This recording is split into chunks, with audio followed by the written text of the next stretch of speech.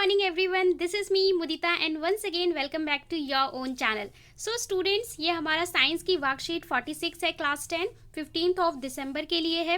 और देखिए अब आपकी डेली सभी सब्जेक्ट की वर्कशीट आ रही हैं, तो आपको डेली बेसिस पे ही करना होगा क्योंकि सेकेंड टर्म में टर्म 2 में आपके पास टाइम लिमिट बहुत कम है और सिलेबस बहुत ज़्यादा है, तो इसीलिए आपको डेली बेसिस पे सारी वर्कशीट प्रोवाइड की जा रही हैं। चैप्टर हमारा चल रहा था केमिस्ट्री का, क्लासिफिकेशन ऑफ एलिमेंट्स, जहाँ पे हम पढ़ने वाले हैं आज achievements of Mendeleev periodic table and limitation of Mendeleev classification.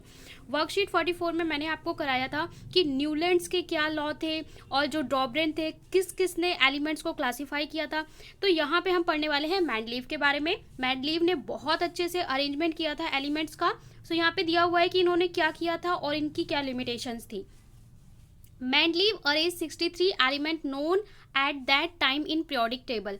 उस टाइम हमें जितने एलिमेंट्स पता थे, जैसे आज के टाइम में तो हमें 100 प्लस में एलिमेंट्स हम जानते हैं, उस टाइम हमें 63 जितने हम एलिमेंट्स जानते थे उनको अरेंज किया था मैनलीव ने। According to the Mendeleev the properties of element are specific function of their atomic masses. So इन्होंने कहा था कि जो इनका अरेंजमेंट था, जो इन्होंने एलिमेंट्स को अरेंज किया था, वो अरेंज किया था with the help of atomic mass, यानी एटॉमिक मास के अकॉर्डिंग अरेंज किया था। और कहा था जो एटॉमिक मास है और जो हमारा एटम है, जो हमारा पर्टिकुलर एलिमेंट है, उसकी प्रॉपर्टी से उनका आपस में कुछ ना कुछ रिलेशन है। The table of consist vertical column called group and horizontal rows called periods. Okay, so जो इनने टेबल बनाई थी एलिमेंट्स को अरेंज करने की, तो कुछ इस तरीके से टेबल हुई, ठीक है। जैसे यहाँ पे एक एलिमेंट को बिठाया, यहाँ पे सेकेंड, यहाँ पे third, according to their atomic masses. तो इस तरीके से जो कॉलम्स थे, ठीक है, वर्टिकल कॉलम, इनको इन्होंने क्या कहा, ग्रुप, ठीक है, जैसे ग्रुप 1, ग्रुप 2, ग्रुप 3। और जो इस तरीके से हमारे हॉरिजॉन्टल कॉलम थे, इसको इन्होंने क्या कहा, पीरियड्स। तो ग्रुप और पीरियड्स के अकॉर्डिंग डिवाइड किया। अब इनकी अचीवमेंट क्या थी फटाफट से देख लेते हैं। मैनलीव kept some blank spaces in the periodic table for the elements that were yet to be discovered. So इन्होंने एक चीज़ बहुत ही अच्छी स्मार्टनेस दिखाई जो इससे पहले किसी केमिस्ट ने नहीं दिखाई थी। वो क्या थी, ये दूरदर्शी थे। इन्होंने देखो जब इस तरीके से जब अपनी टेबल बनाई, वहाँ पे एलिमेंट्स रखे, तो यहाँ पे एक एलिमेंट रखा, यहाँ पे एक एलिमेंट रखा। फॉर एग्जाम्पल इसका एटॉमिक मास 10 है और अगले का एटॉमिक मास आ गया 20, तो इन्होंने सोचा, या फिर अगले का एटॉमिक मास आ गया 12, तो इन्होंने सोचा कि भाई इसके बीच में भी तो कोई एलिमेंट होगा जिसका एटॉमिक मास 11 हो। तो इस तरीके से इन्होंने अपने दिमाग में इस सारी कैलकुलेशन की और ये सोचा कि हो सकता है यहाँ पे कोई एलिमेंट अभी हमें नहीं पता, पर भविष्य में हमें कोई नया एलिमेंट पता चल जाए। तो इन्होंने अपनी पीरियोडिक टेबल में अपना जो अरेंजमेंट किया, वहाँ पे कुछ स्पेस ब्लैंक छोड़ दिया, ठीक है, जहाँ पे ऐसा हुआ कि बहुत ज़्यादा डिफरेंस आ रहा है, ठीक है। जैसे आप काउंटिंग कर रहे हो 1 2 3, अब देखिए 3 के बाद 5 आ गया, तो आपको लगेगा यार 4 तो बच रहा है ना। तो ऐसे ही जब इनका एटॉमिक मास में बहुत ज़्यादा कहीं पे डिफरेंस आया, तो उसके लिए इन्होंने एलिमेंट के लिए एक स्पेस ब्लैंक छोड़ दिया कि जिससे मैंने जो एलिमेंट का अरेंजमेंट किया है वो टेबल ख़राब ना हो और फ्यूचर में जब एलिमेंट डिस्कवर होगा तो उसे उसकी जगह पे रख दिया जाएगा। मतलब अभी जिसके बारे में नहीं जानते उसके बारे में भी इन्होंने दूरदर्शी होते हुए सोच लिया, ठीक है। ये होती है स्मार्टनेस एक साइंटिस्ट की। तो यहाँ पे इन्होंने बोला कि प्रिडिक्टेड एलिमेंट जैसे एक्चुअल एलिमेंट डिस्कवर, यहाँ पे और उसका नाम भी दे दिया, जो ब्लैंक स्पेस छोड़ा उसका नाम भी दे दिया कि फॉर एग्जाम्पल इसके बाद एक एलिमेंट रखा हुआ है, तो इसको इन्होंने नाम दे दिया एका, यानी इससे पहले आने वाला एलिमेंट। तो इस तरीके से उसके लिए स्पेस भी छोड़ दिया और उसका नाम भी दे दिया, ठीक है, कि जब आएगा स्पेसिफिक तब हम उसका स्पेसिफिक नाम देंगे। अभी उन्होंने इस तरीके से नाम दे दिया। जैसे प्रिडिक्टेड एलिमेंट, यहाँ पे कौन सा एलिमेंट होगा ब्लैंक बॉक्स में, एका बोरोन, एका एल्युमिनियम, एका सिलिकॉन, ठीक है। मतलब कि सिलिकॉन से जो पहले आएगा, एल्युमिनियम से जो पहले आएगा। और यहाँ पे एक्चुअल एलिमेंट जो बाद में डिस्कवर हुए, एका बोरोन, यानी बोरोन से पहले वो क्या हुआ, स्कैंडियम, एल्युमिनियम से गैलियम और सिलिकॉन से जर्मेनियम। तो इनके लिए उन्होंने पहले से ही स्पेस खाली छोड़ दिया था। सेकंड था he also predicted properties of some element even before this their discovery were later founded to be correct. इसके अलावा इनकी अचीवमेंट क्या थी, इन्होंने कुछ जो एलिमेंट थे जो अभी डिस्कवर नहीं हुए थे, जिसके लिए इन्होंने ब्लैंक स्पेस छोड़ा था, उसकी प्रॉपर्टीज इन्होंने उसके खोज होने से पहले बता दी कि भविष्य में जो एलिमेंट डिस्कवर होगा उसकी प्रॉपर्टीज ये प्रॉपर्टी होंगी। आप इमेजिन कर सकते हो, आपको एलिमेंट भी नहीं पता और आप उसकी प्रॉपर्टीज बता दो कि इसकी मेल्टिंग पॉइंट ऐसी होगी, बॉइलिंग, इसका जो केमिकल रिएक्शन होगा वो ऐसे करेगा। आप एलिमेंट के बारे में नहीं जानते, सोचिए। और जो इन्होंने प्रॉपर्टी बताई भविष्य में वो सही भी निकली। ठीक है, तो यहाँ पे दिया हुआ है, देखिए property atomic mass, formula of oxide, formula of chloride.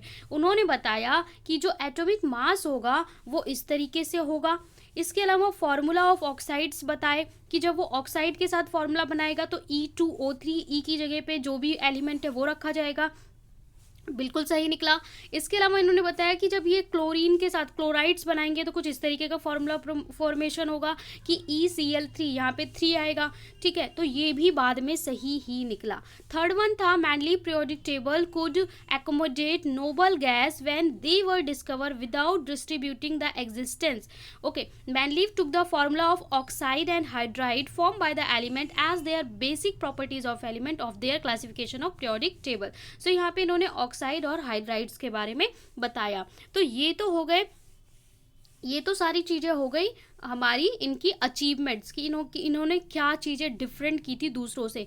अब होता है लिमिटेशन कि कोई ना कोई कमी तो रह ही जाती है, तो इसमें भी कुछ कमी रह गई। ऑलमोस्ट इन्होंने पूरा स्ट्रक्चर बना के दे दिया था हमें, पीरियोडिक टेबल का सब कुछ दे दिया था, बस एक छोटी सी कमी रह गई थी। वो क्या थी ये देख लेते हैं। Number 1, Mendeleev could not assign a correct position of hydrogen in his periodic table. जो हाइड्रोजन है इसकी करेक्ट पोजीशन नहीं दे पाए मैंडलीव ने हाइड्रोजन को कोई सही पोजीशन नहीं दी टेबल में। As the properties of hydrogen resemble both with alkali metal as well as halogens. जो हमारा हाइड्रोजन था ये अल्कली मेटल के साथ भी प्रॉपर्टी शो कर रहा था, हेलोजेंस के साथ भी। Like alkali metal it combine with hydrogen, oxygen, sulphur. So इसकी प्रॉपर्टीज के अकॉर्डिंग इसको सही से एक प्लेस नहीं मिला। अगर हम कंपाउंड्स की बात करें हाइड्रोजन की तो HCl है, H2O, H2S, ये सल्फाइड है, ये ऑक्साइड है और ये क्लोरीन के साथ बना रहा है। ठीक है, like halogen it consist at diatomic molecule. Halogen हम किसे बोलते हैं, जो हमारे क्लोरीन फ्लोरीन कंपाउंड्स होते हैं, इसके बारे में आप आगे पढ़ोगे। ठीक है, तो इस ग्रुप को हम हेलोजन बोलते हैं। तो यहाँ पे बोल रहा है it consist diatomic molecule and combined with metal non metal to covalent compounds. ठीक है, आयनिक एंड कोवेलेंट कंपाउंड ये भी आपको पढ़ना है। आयनिक कंपाउंड आप चैप्टर 3 में पढ़ के आए हो। कोवेलेंट कंपाउंड वो होते हैं जहाँ पे शेयरिंग ऑफ इलेक्ट्रॉन्स होता है, which is read in chapter 4 carbon and its compound. Okay, तो धीरे धीरे ये सब चीज़ें आपको समझ में आएंगी।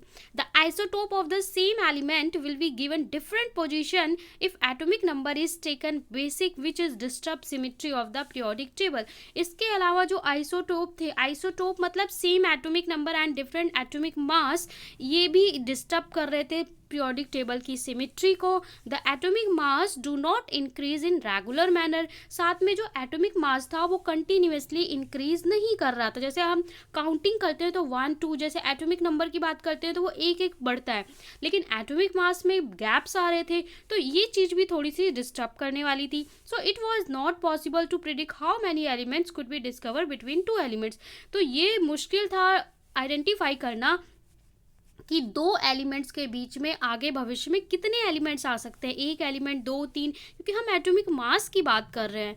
ठीक है, सो यहाँ पे ये कुछ लिमिटेशंस थी मैंडलीव की। इन्हें फादर ऑफ पीरियोडिक टेबल भी कहा जाता है, जो हमारी पीरियोडिक टेबल पे इतना दिमाग लगाया कि भविष्य के एलिमेंट्स को भी प्रिडिक्ट करके उनकी प्रॉपर्टीज बता दी।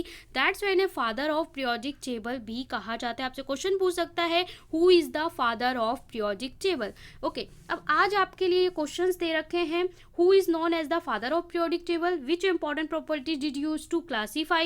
ठीक है, यहाँ पे बोल रखा है मैनलीव गिफ्ट्स, इन्होंने कुछ ब्लैंक स्पेस रखे थे, क्यों रखे थे, और इनकी अचीवमेंट्स के बारे में पूछा है, लिमिटेशंस के बारे में पूछा है, और could not assign a correct position of hydrogen की करेक्ट पोजीशन क्यों नहीं दे पाए ये पूछा है। सॉल्यूशन देख लेते हैं। मैं बोला है who is known as father of periodic table. So अभी आपको मैंने बताया था और इन्होंने कैसे क्लासीफाई किया है अपनी पीरियोडिक टेबल को। तो Dmitri Mendeleev is known as father of periodic table, इनका नाम याद रखना है हमेशा। एटॉमिक वेट या atomic mass was the important property that used by Mendeleev to classify elements in his periodic table. ये एटॉमिक वेट भी बोल सकता है, एटॉमिक मास भी बोल सकता है।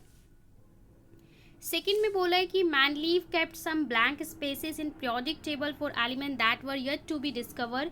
कुछ ब्लैंक्स छोड़े थे उन्होंने उस टाइम, उन एलिमेंट्स के नाम रखे थे, और जो एलिमेंट बाद में जहाँ पे ब्लैंक छोड़ा था डिस्कवर हुआ उनका क्या नाम है और उन्होंने उस टाइम उसका क्या नाम दिया था।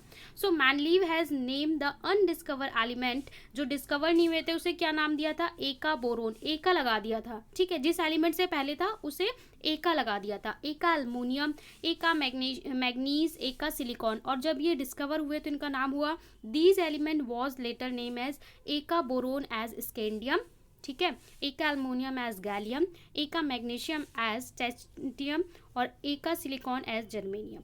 तो इनके नाम आपको याद रखने हैं। Right, achievement of Mendeleev periodic table, काफ़ी इंपॉर्टेंट क्वेश्चन है ये सभी questions.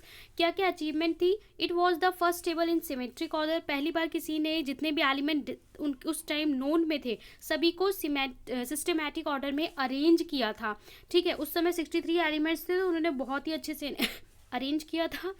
Gap were left for some unknown element, कुछ गैप्स रखे थे जिन्हें फ्यूचर में डिस्कवरी होनी थी। He also predicted the properties of some element like eka boron, eka aluminium. He left some column for noble gases. तो ये सारे अचीवमेंट्स थे मैनलीव के। वट आर द लिमिटेशन, क्या इसका लिमिटेशन या ड्रॉबैक था, तो इसका लिमिटेशन या ड्रॉबैक ये था कि element that show large variation, कुछ ऐसे एलिमेंट थे जिनकी फिजिकल और केमिकल प्रॉपर्टी में बहुत ज़्यादा वेरिएशन था पर उसे एक ही प्लेस पे रखा गया था।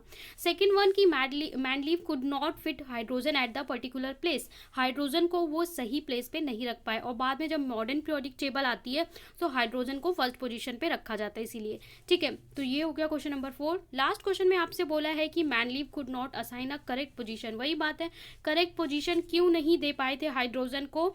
सो मैनलीव periodic law could not assign a fixed position to hydrogen in the periodic table because hydrogen resemble both alkali metal and halogen in same of its properties, ठीक है। तो इस वजह से वो उसे एक फिक्स्ड पोजीशन नहीं दे पा रहे थे।